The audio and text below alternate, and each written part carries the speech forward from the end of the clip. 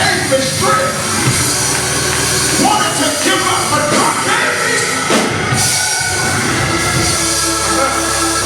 Come on, somebody shout through it all. That's the reason, even in the midst of my trial, I still got free. Because I know that if he did it before, touch 2 or 3 people and tell them, I don't know what you're going through, but I want to remind you that if God did it before, he's the same God with the same power.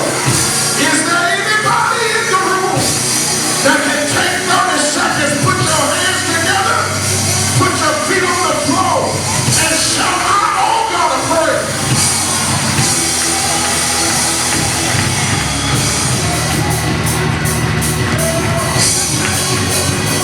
Come on. Somebody shout out, oh, I'm afraid.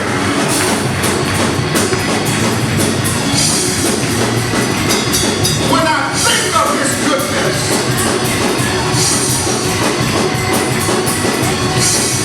I said when I think of his goodness and all he's done for me, my soul cries, hallelujah.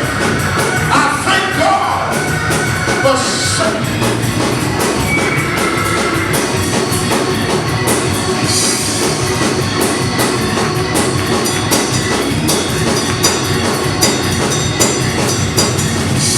Come on, somebody shout, thank you, Lord. Come on, shout, thank you, Lord. Tragedies are commonplace. All kinds of diseases. People are slipping away. Folks without home living out in the street. But somebody lift your hand and say, God, I thank you that you wouldn't let none of these things.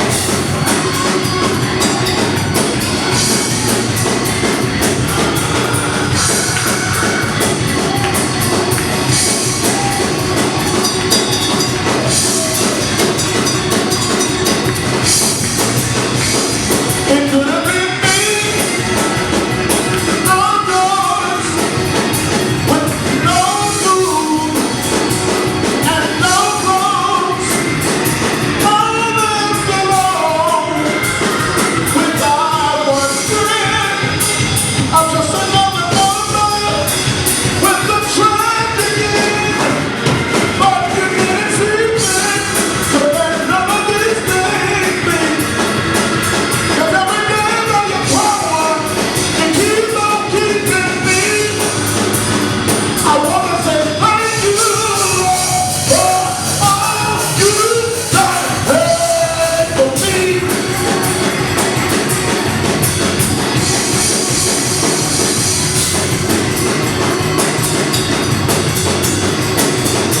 I want to say thank you, Lord, for all you've done for me. Yes. Come on, thank you, Lord. Grab your Bibles. Yes, yes, yes, yes. Thank you, Lord. Hallelujah.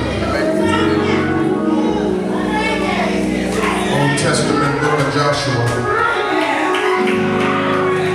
Yes, God. Yes, Lord. Yes. Yes.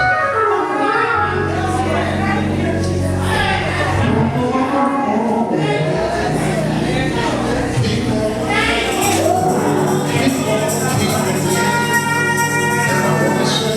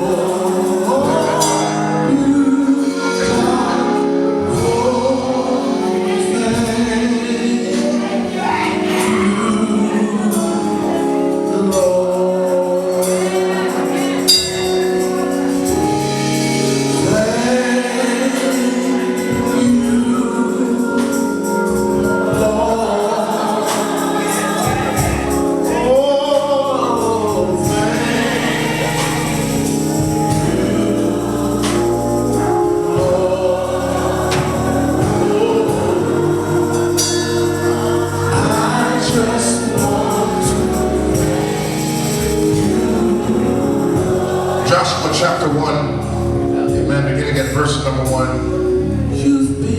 Listen for the word of the Lord. After the death of Moses, the servant of the Lord said to Joshua, son of Nun, Moses' aide, Moses, my servant, is dead. Now then, you and all these people, get ready to cross the Jordan River into the land I am about to give to them, to the Israelites. I will give you every place you set your foot, as I promised Moses. Your territory will extend from the desert to Lebanon, and from the great river, the Euphrates, all the Hittite country to the great sea on the west. No one will be able to stand up against you all the days of your life. As I was with Moses, so shall I be with you. I will never leave you nor forsake you. Verse 6, be strong and courageous, because you will lead these people to inherit the land I swore to their forefathers to give them. Verse 7, be strong and very courageous. Be careful to obey all the law my servant Moses gave you. Do not turn from it to the right nor to the left, that you may have success wherever you go. Verse 8, do not let this book of the law depart from your mouth. Meditate on it day and night, so that you will be careful to do everything written in it. Then you will be prosperous and have good success. Have I not commanded you? Be strong and courageous. Do not be terrified. Do not be discouraged. For the Lord your God will be with you wherever you go. My brothers and sisters, on today, I want to continue in this word that God allowed to come forth on last week from this subject: strength, courage, and wisdom. Somebody say strength, courage, and wisdom. One more time: strength, courage, and wisdom. God, we thank you for this opportunity to break forth the bread of life. We give you praise, oh God, for the worship that has gone forth in this house. We thank you, God, that our worship is for real. We give you praise just to know, oh God, Lord, that you will receive this worship. Now we thank you, God, for this opportunity, oh God. We thank you in advance that this word is going to come forth boldly, and that with Holy Ghost power. We give you praise in advance, oh God, that souls would be saved, that lives would be transformed, that minds will be regulated and hearts mended in this house as we receive the seed of your word. Now, God, we thank you, oh God, Lord, that you continue to hide us behind your cross. Not of me, all of you. Lord, may the words of my mouth, meditation of my heart, be acceptable in your sight. Oh God, you are our strength and our Redeemer. It's in the strong name of the Christ King we pray. Let every heart say amen. As you go to your seat, just shout my subject one more time: strength, courage, and wisdom. My brothers and sisters, on last week, by way of introduction, we began to examine this text and to understand the place that the children of Israel were as God began to transition them to become positioned to walk into the promise that God has ordained for their lives. My brothers and sisters, I want you to understand that your position is so important as it relates to the next level of your life and what it is that God is attempting to manifest in and through you. And so as an example for all of us, we find the children of Israel who have a promise from the Lord, but they find themselves not able to receive the promise of the Lord, not able to walk into the promise of the Lord, my brothers and sisters, because they did not understand that the God that we serve is a God who changes not. My brothers and sisters, you got to be careful that you understand that the God that we serve is a God that changes not. When you consider the story of the children of Israel, it becomes a tragic story because they had an awesome promise, but they could not get beyond themselves. I don't have time to go back to that today. You have to get the CD from last week. I said they had an awesome promise of God for their lives. But when they looked around, they were constantly in their own way. My God. So often, if you're not careful, you'll make your issues and your situations about what somebody else is doing in your life. But if you really take a moment to stop and do some self-inventory, you may realize that you are the reason that you have not gotten anything. Not always what somebody else has done. Sometimes the inner me is inner me.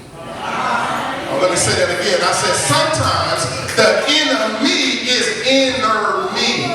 Y'all gonna get that when you get home.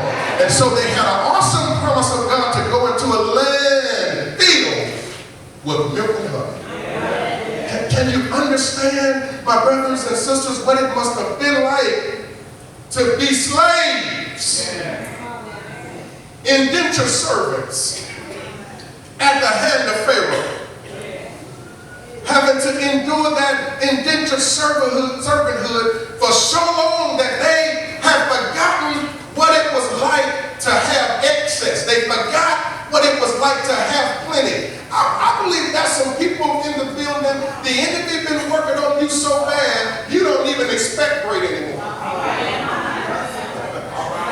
Some folk, maybe not you, but your neighbor, the enemy been working on them so bad, they scared to dream. Some folk been going through so long, they don't even know what it's like not to have to go through.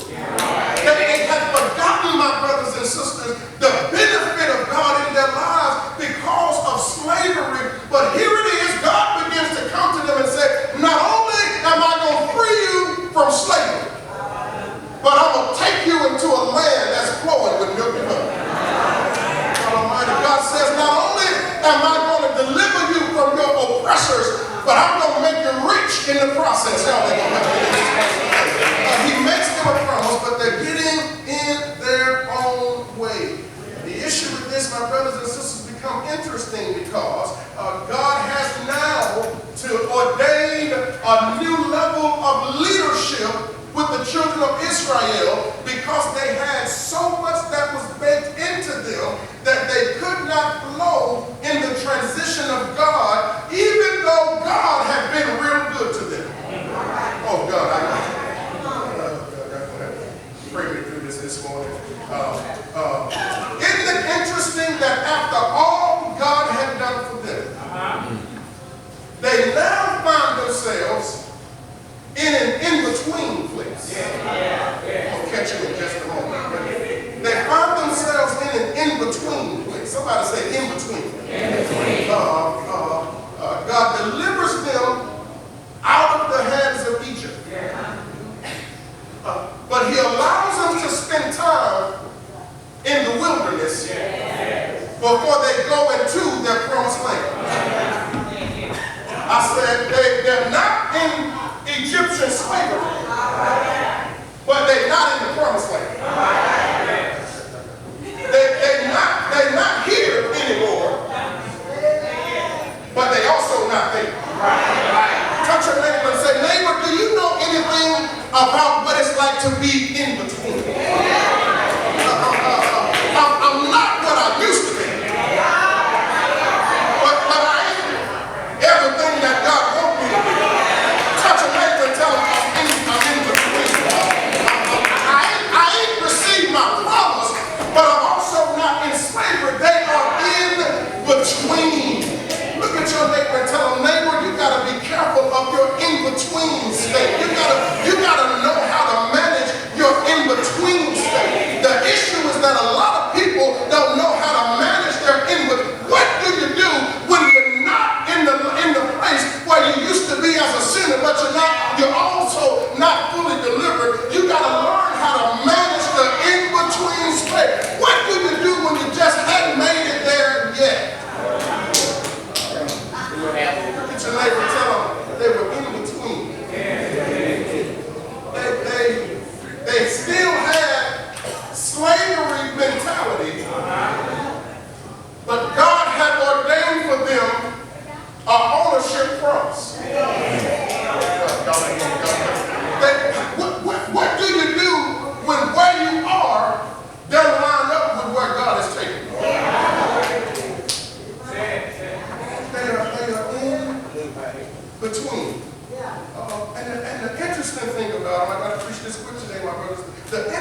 thing about it is that if that were ever a people who should have always had a praise on their lips, it should have been the children of Israel.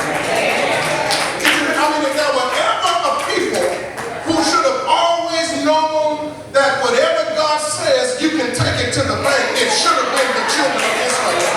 Think about it. They had witnessed the mighty hand of God all of their lives. They had witnessed God heal the sick. They had witnessed God take bitter water and make bitter water sweet. They had witnessed God set Mount Sinai on fire.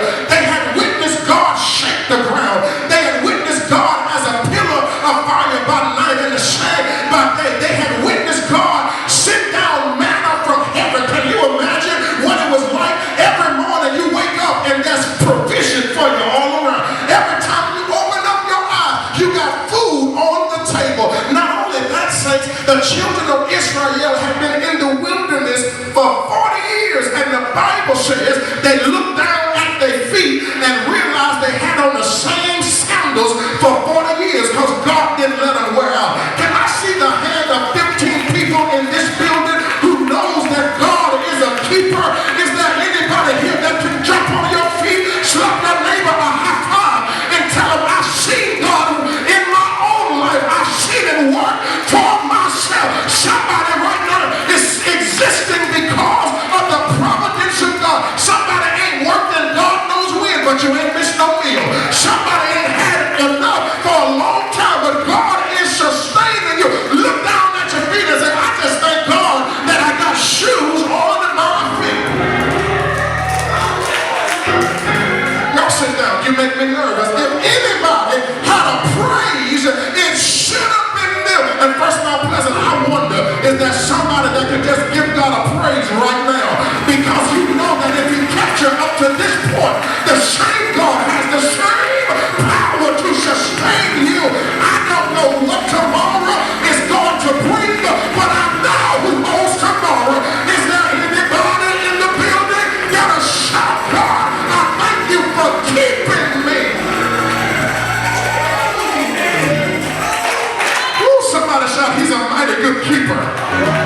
He had kept them when they could not keep themselves.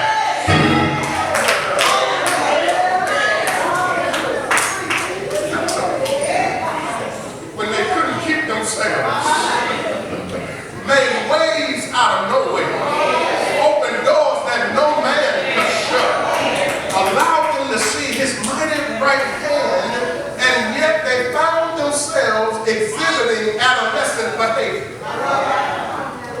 You know what adolescent